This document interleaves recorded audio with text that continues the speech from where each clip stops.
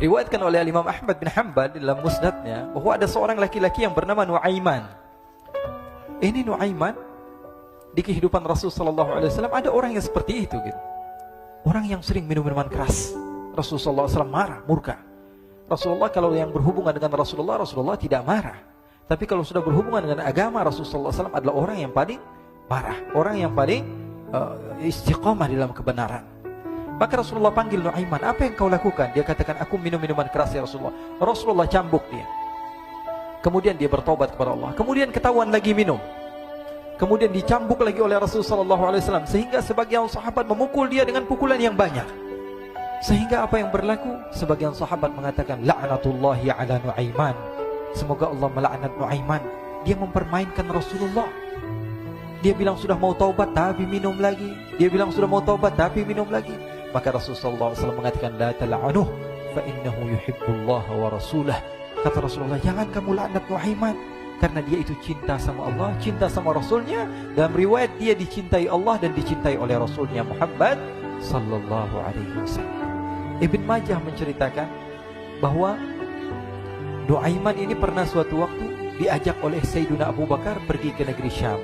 Negeri Syam itu di mana?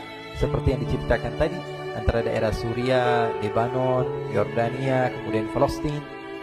Daerah seperti itu. Umumnya orang Quraisy pada masa itu mereka memiliki rihlah berdagang, membeli dagangan ke Syam, kemudian dijual lagi di kota Makkah. Ketika itu Rasulullah SAW didatangi Abu Bakar. Sayyidina Abu Bakar mengatakan kepada Rasulullah, ya Rasulullah, saya mau izin ya Rasulullah. Mau apa?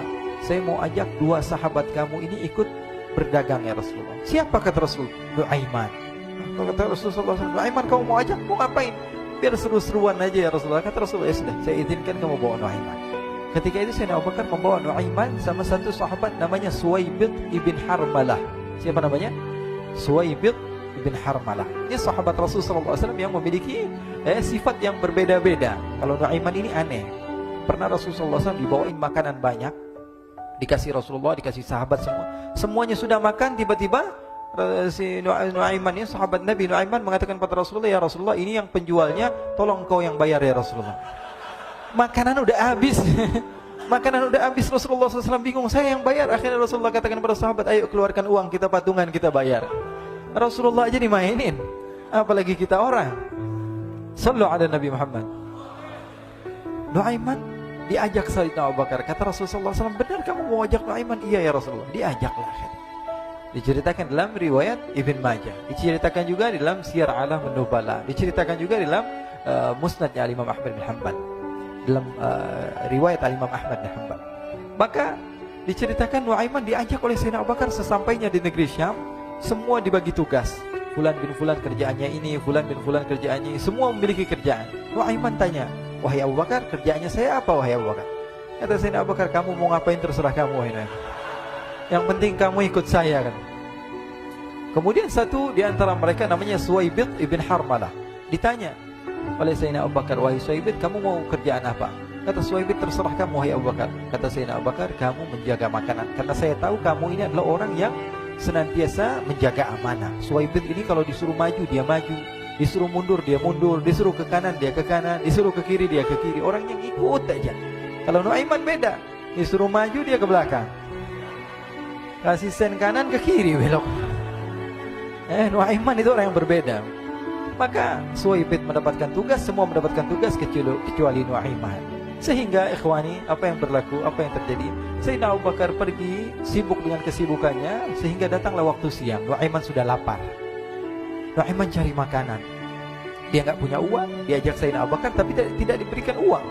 Sehingga dia cari-cari makanan. Dia tahu Suwaibid yang jaga makanan. Dikatakan, wahai Suwaibid, saya mau makan, berikan kepada saya satu roti saja. Yang terpenting apa? Saya makan sekarang, saya sudah lapar.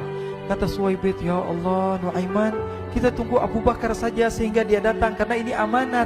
Amanat dari Abu Bakar, saya tidak boleh berikan kepada siapapun kecuali atas izin Abu Bakar.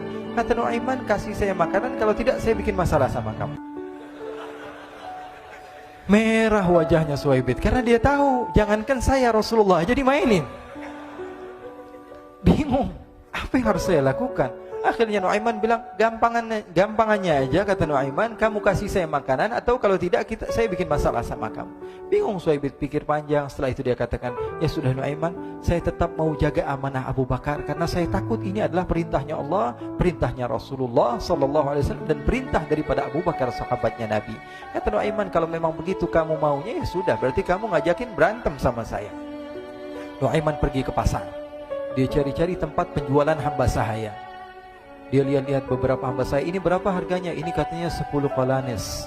Ini berapa? Ini harganya, hitungan orang zaman dahulu, kita sih hitung seperti dirham, berapa ratus dirham gitu, 200 dirham. Yang ini berapa? 300 dirham. Yang ini berapa harga hamba sahaya? 300 dirham. Harganya antara 300, 200 sampai 100. Kemudian Nuaiman mengatakan kepada penjual hamba sahaya tersebut, saya punya juga hamba sahaya, tapi saya jual cuma 20 dirham saja, murah. Apa benar ada hamba saya harganya segitu? Iya, karena dia punya aib, ada kekurangan. Apa? Nanti kalau kalian tangkap, dia bakalan teriak, saya ini bukan hamba sahaya, tapi orang merdeka. Akhirnya semua orang berkumpul mau beli. Ini Nuaiman sama Nuaiman diajak ke Suhaib bin Harmalah tadi. Kata Nuaiman, itu ada orang yang berdiri sedang menjaga makanan, itu hamba sahaya saya, tangkap saja. Oh baik. Diberikan uang 20 dirham, dimasukkan oleh Nuaiman ke kantongnya, kemudian Suhaib ditangkap. Ketika ditangkap, Suhaib teriak, saya bukan hamba saya orang merdeka. Maka orang-orang tersebut mengatakan, saya sudah tahu kekurangan kamu. Ini memang kekurangan kamu, memang kamu, tapi saya tidak perlu dengan bacot kamu, yang penting kerjanya kamu gitu. Ya kan hamba saya untuk apa? Untuk kerja. Mau dia ngomong apa, mau ngomel terserah, yang penting dia mau kerja. Akhirnya ditangkaplah Suhaib dan dijual di pasar. Nuaiman punya uang banyak ini. Dia beli makanan, dia beli minuman, dia beli hadiah buat Rasulullah. Dia beli macam-macam di negeri Syam ini. Waktu itu adalah superpower, adidaya, Romawi. Pada masa itu semua barang mahal, tapi Nuaiman banyak uangnya. Dia belanja ini, belanja itu, sehingga Sayyidina Abu Bakar pun pulang. Ketika Sayyidina Abu Bakar pulang, Sayyidina Abu Bakar cari, mana ini Suhaib? Kita semua sudah lapar. Kata Nuaiman dengan mudahnya dia mengatakan, sudah saya jual wahai Abu Bakar. Maka Sayyidina Abu Bakar bertanya, apa yang kau lakukan wahai Nuaiman? Diceritakan oleh Nuaiman dengan jujur. Nuaiman ini orangnya apa adanya, tapi nyusahin. Saya jual. Akhirnya dibawa oleh Nuaiman, Sayyidina Abu Bakar pergi ke mana? Ke pasar, lalu dibeli lagi oleh Sayyidina Abu Bakar As-Siddiq Suhaib yang tadinya orang merdeka menjadi hamba sahaya sebentar, kemudian dibeli lagi oleh Sayyidina Abu Bakar. Pulang ke Madinah, kisah ini diceritakan di hadapan Rasulullah SAW. Maka perawi mengatakan, fadhahikan nabiyyu hatta badat nawajidhuhu. Ketika diceritakan kisah Nuaiman tersebut dengan Suhaib, Rasulullah tertawa sejadi-jadinya sehingga gigi geraham Rasulullah SAW nampak di wajah mata para sahabat. Sehingga perawi lain mengatakan 1 tahun berlalu, Rasulullah setiap ada tamu yang datang kepada Rasulullah, Rasulullah akan ceritakan kisah Nuaiman menjual Suhaib tersebut. Jadi ada ikhwani, jangan kalian kira Rasulullah SAW itu hidup di satu masa sahabat-sahabatnya itu seperti ustaz-ustaz yang khusyuk, yang kayak Habib bin Anis ini banyak. Bahkan ikhwani, mungkin di akhir karena masa yang sudah habis, pernah suatu waktu Rasulullah SAW didatangi asyraf, delegasi dari beberapa negara yang ingin mengenal apa itu agama Islam. Sehingga mereka datang ke rumah Rasulullah SAW membawa unta, kendaraan yang ketika itu kendaraan yang paling mahal mereka miliki, itu untanya yang paling mewah. Diikat di depan rumah Rasulullah SAW. Tamunya pun masuk, duduk bersama Rasulullah SAW. Di depan rumah Rasulullah SAW ada beberapa sahabat. Ada Sayyiduna Hamzah. Kalian tahu Sayyidina Hamzah adalah orang yang pemberani. Ada Sayyiduna Umar. Kalian tahu Sayyidina Umar adalah orang yang pemberani. Ada Sayyiduna Ali bin Abi Thalib. Ada Sayyiduna Sa'ad bin Abi Waqqas. 4 sahabat ini lagi nongkrong gitu depan rumahnya Rasulullah SAW, berjaga sebelum Allah Subhanahu wa taala turunkan ayat wallahu ya'simuka minan nas. Ketika mereka sedang asyik duduk, tiba-tiba Nuaiman datang. Ini Nuaiman kalau datang pasti bikin sesuatu yang aneh. Bahkan dikatakan tidaklah Rasulullah SAW dalam keadaan bersedih, kecuali Nuaiman datang Rasulullah akan tersenyum. Jadi sebagian sahabat itu senang kalau sudah Nuaiman datang, pasti Rasulullah bahagia. Tapi ketika itu Nuaiman datang, ingin duduk bareng-bareng Sayyidina Hamzah. Sayyidina Hamzah katakan kepada Nuaiman, bercanda begitu. Nuaiman, kamu lihat unta orang datang dari luar Arab ini. Lihat, kata Nuaiman, ini besar banget ini, badannya besar gitu. Dagingnya pasti banyak. Iya nih, kalau kita sate enak nih ntar malam. Kata Nuaiman. Kata Sayyidina Hamzah, apakah kamu berani? Kata Nuaiman, saya berani aja asal kalian gak bilang sama Rasulullah.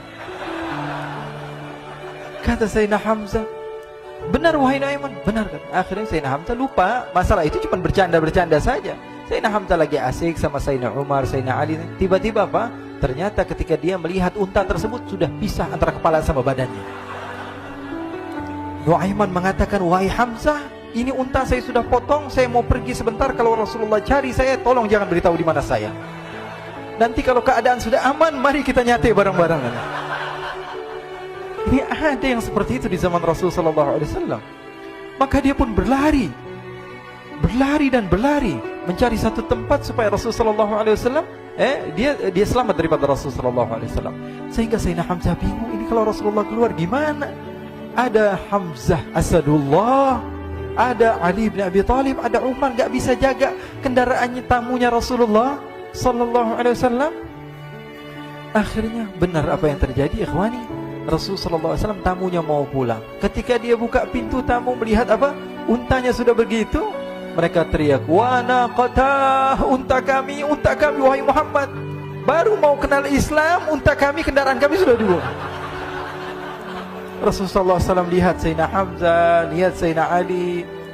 Mereka gak bisa ngomong, mereka hanya bilang apa? Nuaiman ya Rasulullah. Rasulullah perintahkan Sayyidina Umar, wahai Umar, sekarang kamu ambil uang, kemudian kamu gantikan, kemudian kamu berikan 2 kali lipat daripada harta unta ini, sehingga apa?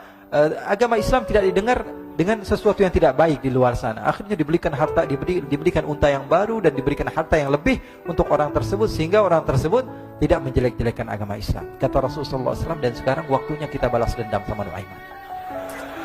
Nuaiman ternyata berlari tempat yang jauh sampai hampir keluar dari kota Madinah.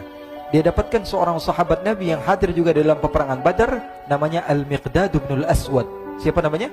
Al-Miqdad bin Al-Aswad ketika itu sedang menggali sumur. Ketika sedang menggali sumur, Nuaiman datang. Nuaiman katakan kepada Miqdad, wahai Miqdad, wahai sahabat Rasul, kamu orang yang hadir dalam peperangan Badar, kamu adalah orang yang hebat. Dipuji-puji sama Nuaiman. Ada maunya ini. Akhirnya dia bilang, wahai Miqdad, tolong saya. Kenapa wahai Nuaiman? Kamu ini kekasihnya Rasulullah, orang yang disayang sama Rasulullah. Kenapa? Saya ini sedang dikejar-kejar orang jahat. Tolong selamatkan saya. Saya pengen masuk ke dalam sumur, boleh atau tidak? Kata Miqdad, siapa yang mengejar kamu? Pokoknya saya dikejar sama orang-orang. Kamu mau atau tidak selamatkan saya? Ya sudah, selagi kamu itu adalah sahabat Nabi, silahkan kamu masuk. Masuk akhirnya Nuaiman ke dalam sumur tersebut. Lalu Nuaiman mengatakan, wahai Miqdad, dia keluar lagi. Nanti kalau ada yang cari saya, tolong jangan beritahu saya di dalam sumur ya. Kata Miqdad, baiklah.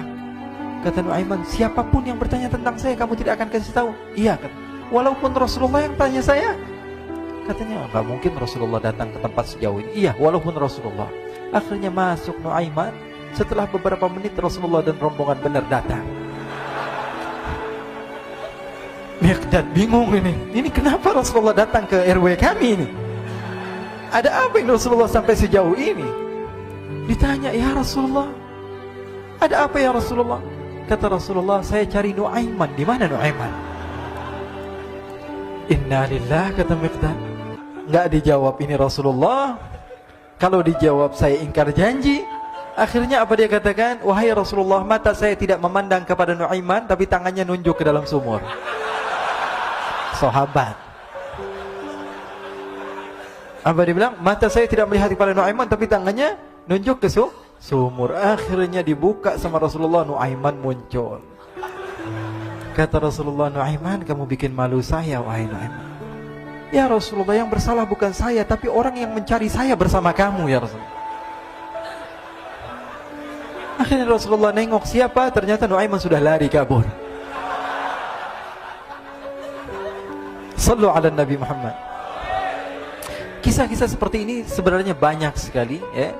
Ini menunjukkan kepada kita bahwa kehidupan Rasulullah itu begitu indah. Rasulullah SAW, kalau kamu mau menjadi orang yang baik, contoh Rasulullah. Mau menjadi bapak yang baik, contoh Rasulullah. Mau menjadi pemimpin peperangan yang baik, Rasulullah. Mau menjadi murid yang terbaik, contoh Rasulullah. Bagaimana akhlak Rasulullah. Mau menjadi suami yang baik, contoh Rasulullah. Dalam segala hal, apapun itu, Rasulullah SAW adalah makhluk yang paling terbaik.